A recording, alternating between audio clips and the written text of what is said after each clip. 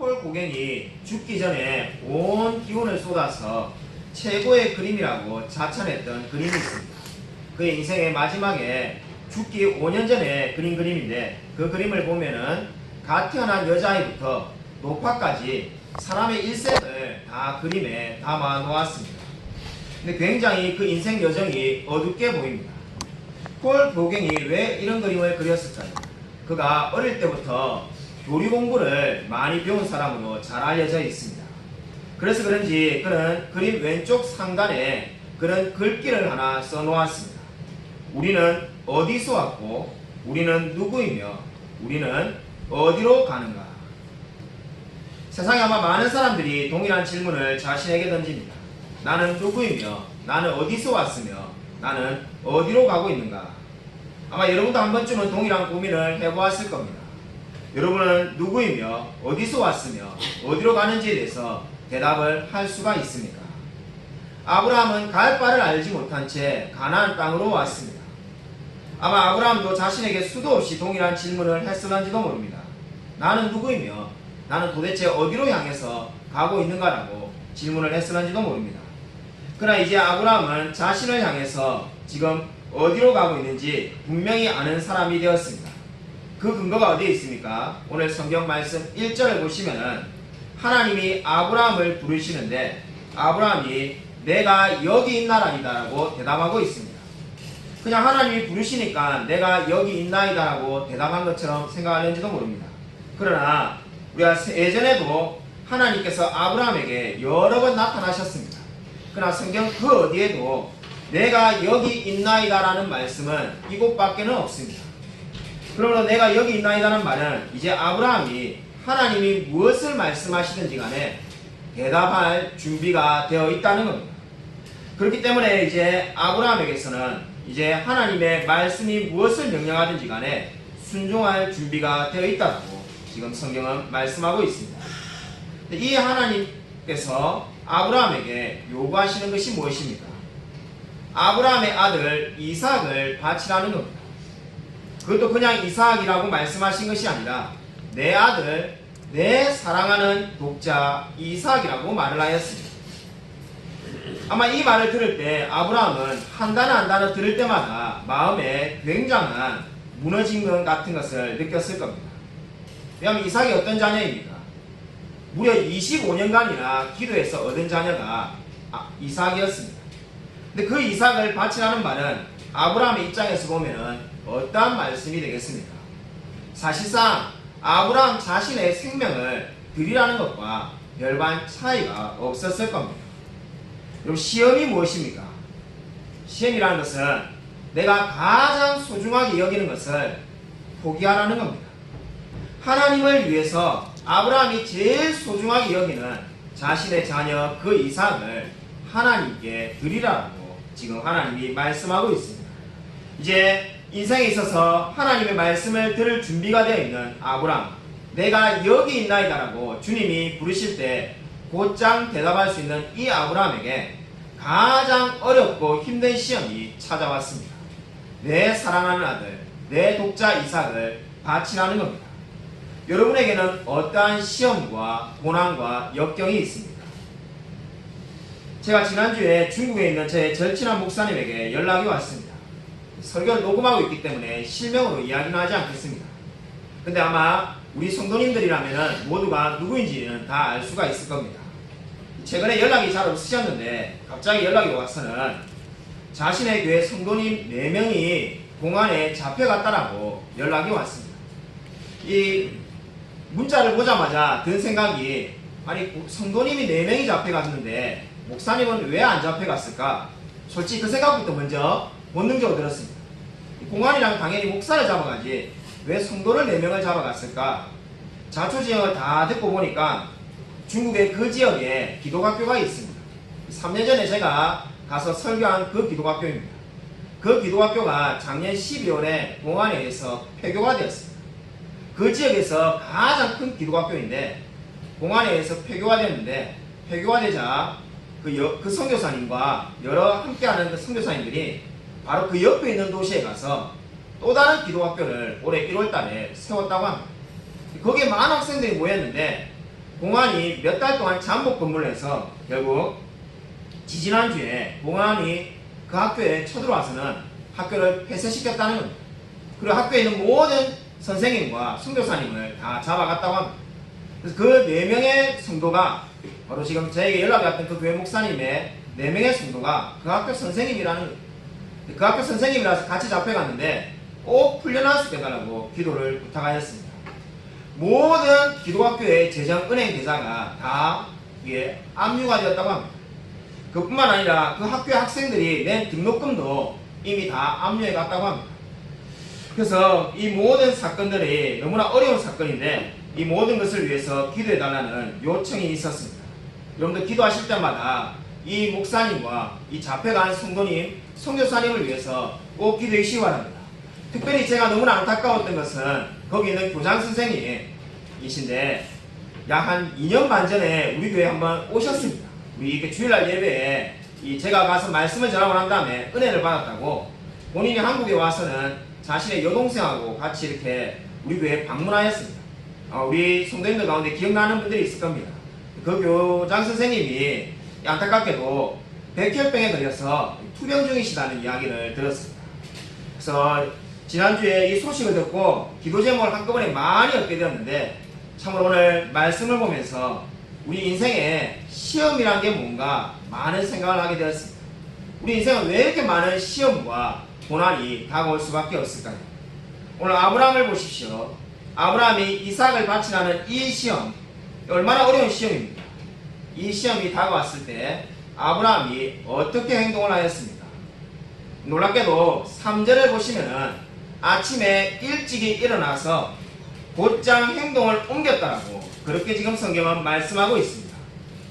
여러분, 자식을 바치라는 명령에 어떻게 곧장 행동으로 옮길 수가 있겠습니까? 저는 아직까지 자식을 잃어본 적이 없어서 이 마음을 잘 이해하기가 쉽지가 않습니다.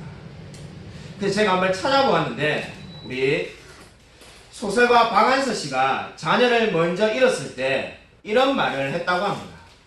하나님, 딱 한마디만 해주십시오. 하나님, 내게 딱 한마디만 해달라고 그렇게 외쳤다고 합니다. 자식을 먼저 떠나보낸 그 마음이 얼마나 괴롭든지 하나님, 제게 딱 한마디만 해달라고 그렇게 밤새 울며 기도했다는 것을 제가 알게 되었습니다. 사실 이게 인간적인 모습이지 않습니까?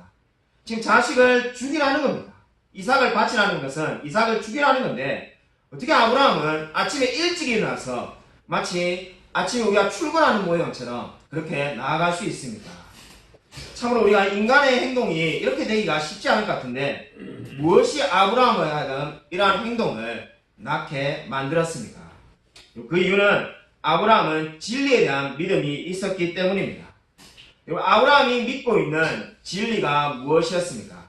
아브라함은 이제 하나님의 방법은 인간의 논리와 생각과는 다르다는 것을 여러 시험을 통해서 이미 깨닫게 되었습니다. 아브라함이 도무지 자녀를 낳을 수 없는 상황에서도 하나님이 낳게 만드셨습니다. 그러므로 이제 아브라함은 무엇을 알고 있습니까? 하나님의 생각이 우리의 생각과는 다르다는 것을 이미 아브라함은 알고 있습니다. 내가 도무지 이해되지 않는 일도 하나님께서 모든 일을 합력하여 선을 이루게 하실 수 있는 분이라는 것을 아브라함은 잘 알고 있었습니다. 그렇기 때문에 아브라함은 지금 아침에 일찍 일어나서 하나님이 명령하신 대로 그곳을 향하여 달려갈 수 있는 겁니다. 그럼 저와 여러분이 고난을 당했을 때 가장 힘들어하는 이유가 무엇입니까? 여러분, 고난이 왔을 때 왜 힘드십니까? 왜 내게 이런 일이 생겼을까? 우리가 그 생각을 먼저 합니다. 내가 무엇을 잘못했기 때문에 이러한 어려움이 왔는가? 우리가 이러한 생각을 먼저 가집니다. 그러나 아무리 왜라는 일을 생각해 본들 답이 있습니까? 없습니까? 답이 없습니다. 그래서 종교개혁자 마틴 루터는 이런 말을 하였습니다. 만약 정말로 여러분이 하나님을 신뢰하기를 원한다면 왜라는 질문을 십자가에 못 박을 줄 알아야 합니다. 여러분, 이 말을 꼭 기억하시기 바랍니다. 정말로 하나님을 신뢰하고 싶습니까? 나는 정말로 하나님의 말씀만 신뢰하는 사람이 되고 싶습니까? 왜라는 질문을 오늘부터 십자가에 못 박으십시오. 여러분, 진정으로 하나님을 신뢰하는 사람은 왜라는 질문을 하나님께 하지 않습니다. 왜 내게 이런 안 좋은 일이 생겼는가? 왜 내가 갑자기 직장을 잃었는가? 왜 내게 힘든 일이 생겼는가? 이러한 질문을 다 십자가에 못 박으십시오. 오늘 아브라함을 보십시오. 왜 하나님 내가 이삭을 바쳐야 되냐라고 따지지도 않고 묻지도 않았습니다. 여러분, 하나님의 방법은 저와 여러분의 생각과 논리를 초월하는 것입니다. 아브라함이 했던 것은 무엇입니까? 그냥 자기가 가야 할 곳, 하나님이 말씀했던 곳, 그곳을 향하여 아침에 일찍 일어나서 갔을 뿐입니다. 우리가 고난을 당할 때 수많은 사람들이 낙심에 빠지고 절망에 빠지는 이유는 고난의 이유를 찾기 때문입니다. 우리가 밤새도록 아무리 고민해본들 왜 내게 이런 일이 생겼는지 알 수가 없습니다. 그리고 달라지는 것도 없습니다.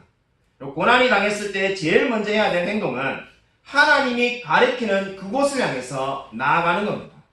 오늘 아브라함은 하나님의 말씀을 듣고 바로 모리아 산으로 향해 나아갔습니다. 왜냐하면 하나님이 그곳을 향해 나아가라고 말씀하였기 때문입니다. 여러분, 고난이 당했습니까? 여러분 마음 가운데 어려움이 있습니까? 하나님이 말씀하시는 그곳을 향해 나아가시기를 바랍니다. 오늘 4절 말씀을 보시면은 아브라함은 3일 길을 걸었다라고 그렇게 말씀하고 있습니다. 자식을 죽이러 가는 이 모리아 산으로 가는 아브라함의 마음이 어땠을까요? 아마 헤브론 광야가 너무나 적막한 곳이지만은 그 광야보다도 더 마음이 적막했을 것입니다. 여러분, 근데 왜 하나님께서 3일 길을 가라고 했을까요? 그냥 아브라함이 이삭을 바쳐야 되면은 아브라함의 집에서 이삭을 번제로 바쳐도 되지 않습니까? 3일 길을 가야만 하는 이유가 어디에 있을까요? 또 다르게 우리가 생각한다면 한 달도 아니고 왜 꼭 3일 길을 가야 되는지 그 이유가 무엇일까요? 키에르케고르라는 철학자는 이렇게 말을 했습니다. 이 성경 말씀을 가지고 키에르케고르는 묵상을 하다가 이런 말을 남겼습니다. 3일 동안 걸어서 아브라함이 이 길을 가라고 한 이유는 아브라함은 먼저 자신을 죽이는 시간이었을 것이다 라고 말을 하였습니다. 아브라함은 자신을 십자가에 못 박아했던 시간들이 바로 3일 길이었다는 겁니다.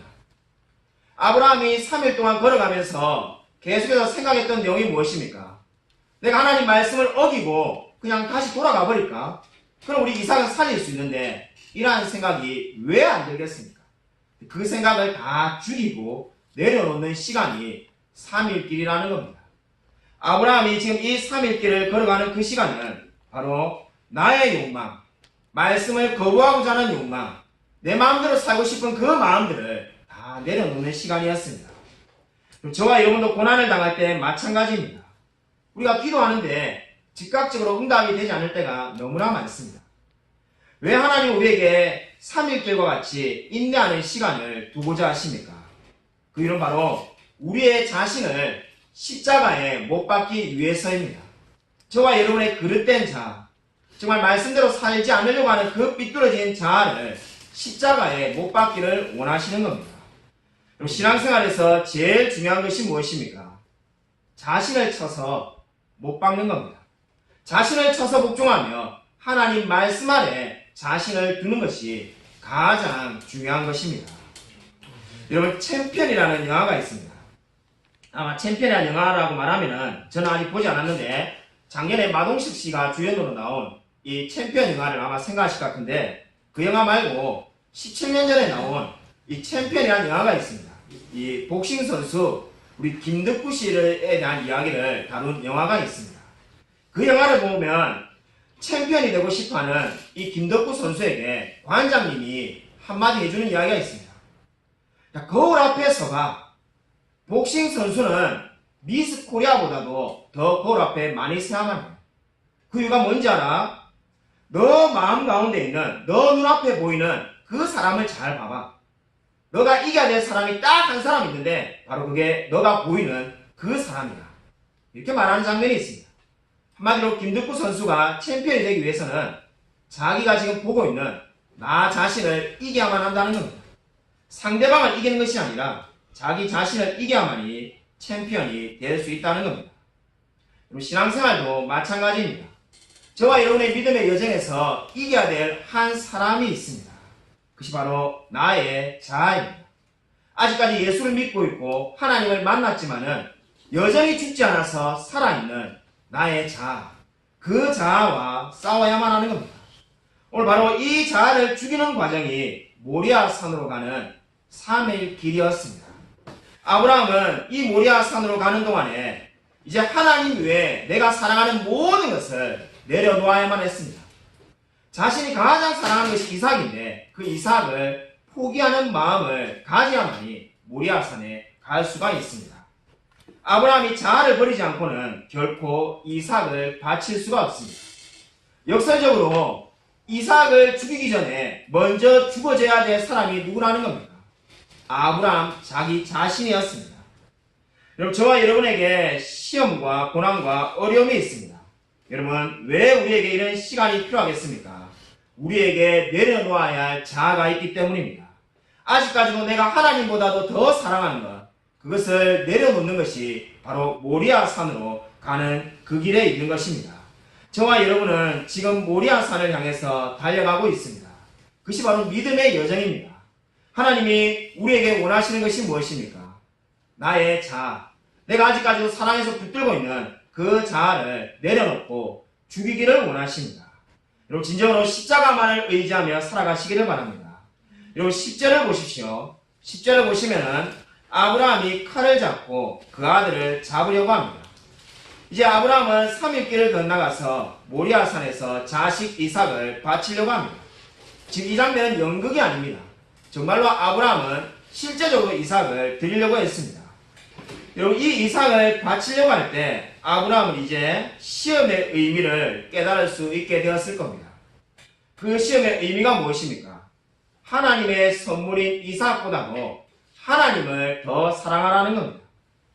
비록 25년간 기다린 자녀였지만은 그 자녀와는 비교할 수 없는 분이 바로 하나님이시라는 것을 알게 되었을 겁니다. 저와 여러분의 모리아산은 어디입니까? 모리아산은 우리가 죽을 때만 가는 곳이 아닙니다. 영적인 모리아산은 저와 여러분의 삶 가운데에 매일매일 찾아옵니다. 하나님께서 오늘도 저와 여러분에게 이삭을 바치라고 말씀하고 있습니다. 그리고 그 말씀에 순종하면은 그곳이 바로 모리아산이 되는 겁니다. 우리가 정말로 하나님께서 오늘 우리에게 무엇을 명령하시든지 간에 그 말씀 그대로 순종하십시오. 그럼 바로 그것이 하나님이 원하시는 영적인 모리아산이 되는 겁니다. 여러분, 12절 말씀을 우리 함께 읽겠습니다. 우리 12절 말씀 같이 함께 읽겠습니다. 네, 시작. 사자가 이르시되 그 아이에게 내 손을 대지 말라. 그에게 아무 일도 하지 말라. 내가 내 아들 내 독자까지도 내게 아끼지 아니하였으니 내가 이제야 내가 하나님을 경외하는 줄을 아노라. 여러분, 하나님께서 아브라함에게 가르치시고자 한 것이 무엇입니까? 믿음의 정상에 서보니까 아브라함이 무엇이 보였습니까? 이제 하나님께서 말씀을 하였습니다. 너가 이제야 나를 경외하는 줄 아노라. 내가 정말로 이제 나를 사랑하는 사람인지 알게 되었다는 겁니다. 우리가 읽지 않았지만은 13절을 보시면은 그때에 한 수량이 이미 예비되어 있다는 것을 아브라함이 눈을 들어서 보게 되었습니다. 그 전에 3일 길을 걸어올 때는 수량이 보이지 않았습니다. 그러나 이제 하나님 말씀대로 다 순종하며 이삭을 바치려고 할 때 그 수량이 보여서 이제 수량을 대신해서 번제로 드리게 되었습니다. 여러분, 이 이야기가 무엇을 보여줍니까?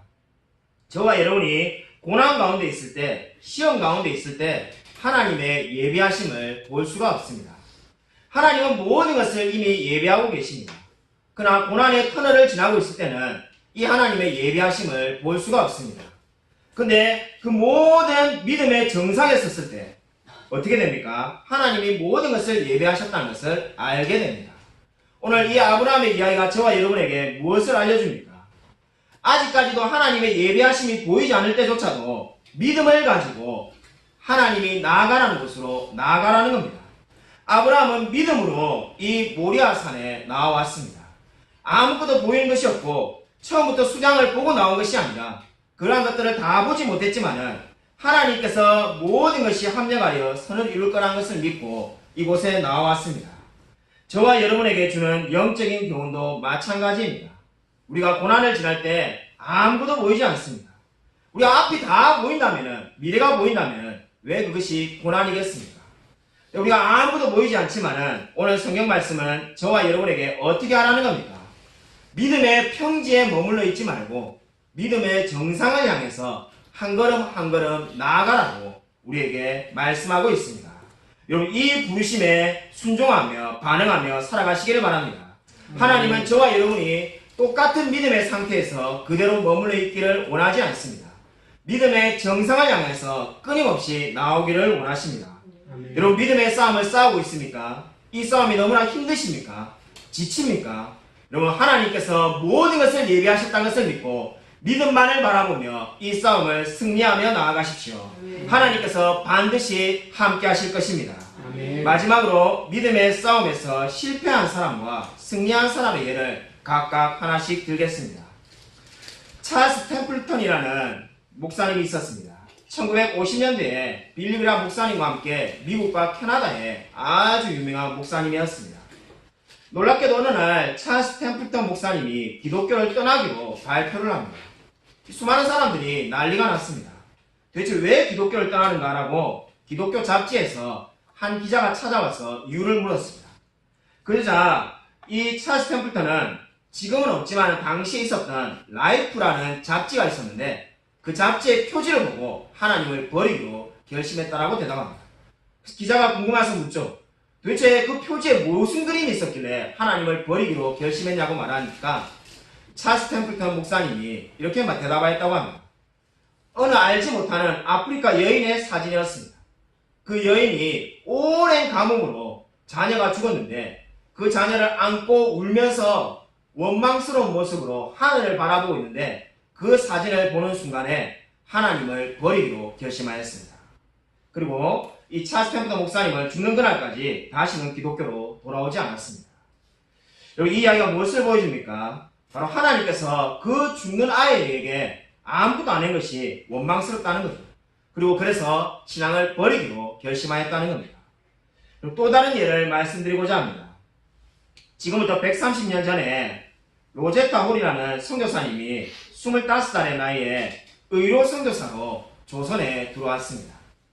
조선에 들어와서는 남편 윌리엄 홀과 평양에서 청일 전쟁으로 수많은 사람들이 부상당했던 그 조선 사람들을 도우며 간호하였습니다. 결혼한 지 2년 5개월 만에 이제 한국에 왔는데 당시에 2살짜리와 그리고 7개월 된 딸이 있었다고 합니다. 근데 그 과정 가운데 이 한국에 온 지 얼마 되지 않아서 남편이 이제 윌리엄 홀이 죽게 되었습니다. 남편이 죽고 난 다음에 이 로제타 홀은 도대체 내가 왜 이 조선에 왔는가? 내가 왜 알지도 못하는 조선에 왔는가라고 하나님께 원망을 했다고 합니다. 하나님이 뭔가 굉장한 비전이 있어서 내가 조선에 온 줄 알았는데 결국은 아무것도 얻은 게 없다고 생각하며 조선을 떠나려고 했다고 합니다. 근데 그때 자기 마음에 들었던 생각이 남편이 죽으면서 한 유언이 있는데 남편 윌리엄 홀이 나는 그리스도를 섬겼으며 그분이 보살폈으니 후회하지도 슬퍼하지도 않는다는 말이 떠올랐다고 합니다. 그 말이 떠올라고 난 다음에 하나님께서 로제타 홀에게 이렇게 말씀하시는 것 같았다고 합니다. 너가 이 남편 윌리엄 홀이 이루지 못한 조선에 대한 사랑을 너가 이루어라. 그래서 그런 마음을 가지고 다시 조선에 남기로 했다고 합니다. 이제 조선에 남았는데 이번에는 자신의 사랑하는 딸이 결국은 죽게 되었습니다. 당시 조선에 있던 풍토병에 걸려서 사랑하는 어린 딸이 죽게 되었습니다. 그 죽은 딸을 평양에서 김창식 목사님이라는 분의 등에 업혀서는 평양에서 지금 서울에 있는 양화진까지 같이 함께 걸어와서는 묻었다고 합니다. 묻고 난 다음에 너무나 힘이 들어가지고 이제 여기서는 그만 사역하겠다는 생각이 들 때 하나님께서 또 말씀하였습니다. 너가 이 조선 땅에서 사역을 해야 된다는 그 말씀을 듣고 43년간을 조선에서 사역하게 되었습니다. 43년 동안에 평양에 최초의 병원을 설립하였고 맹인 노학교를 설립하고 점자를 만들었습니다. 그뿐만 아니라 우리 현재 고대 의대의 전신인 서울 경성 여자 전문학교를 설립하였고 2대 부속병원인 동대문 병원을 설립하게 되었다고 합니다. 그래서 43년 동안에 최초의 한국 여의사인 박정동 씨를 다 길러내었다고 합니다. 그래서 이렇게 로제타 홀이 열심히 수고한 대로 미국에서 가장 뛰어난 200명의 여성을 선정하였는데 그 중에 한 사람이 바로 로제타 홀 여사였습니다. 여러분, 이 이야기가 무엇을 보여줍니까? 로제타 홀 여사에게도 수많은 시험과 어려움과 고난이 있었습니다. 그러나 그 모든 고난 가운데 낙심이 찾아왔지만은 하나님 말씀만 믿고 의지할 때 하나님께서 크게 사용하셨습니다. 저와 여러분도 마찬가지입니다. 인생에 어려움과 고난이 없는 사람이 누가 있겠습니까? 모든 사람에게는 고난이 있습니다. 때로는 우리가 하나님께 내가 하기 힘든 명령을 받을 때도 있습니다. 도대체 어느 길로 가야 될지 막막할 때도 있습니다. 하지만 그러할 때도 오직 하나님만 믿고 나아가십시오. 하나님께서 모든 것을 친히 예배해 두셨습니다. 여러분, 이 믿음 가지고 살아가시기를 바랍니다. 아무쪼록 하나님이 모든 것을 예배하심을 믿고 날마다 우리의 삶을 온전히 하나님께 맡기는 저와 우리 모든 성도님이 되시기를 주님의 이름으로 간절히 축원드립니다. 이 시간에 우리 함께 통성기도하겠습니다. 우리의 인생 가운데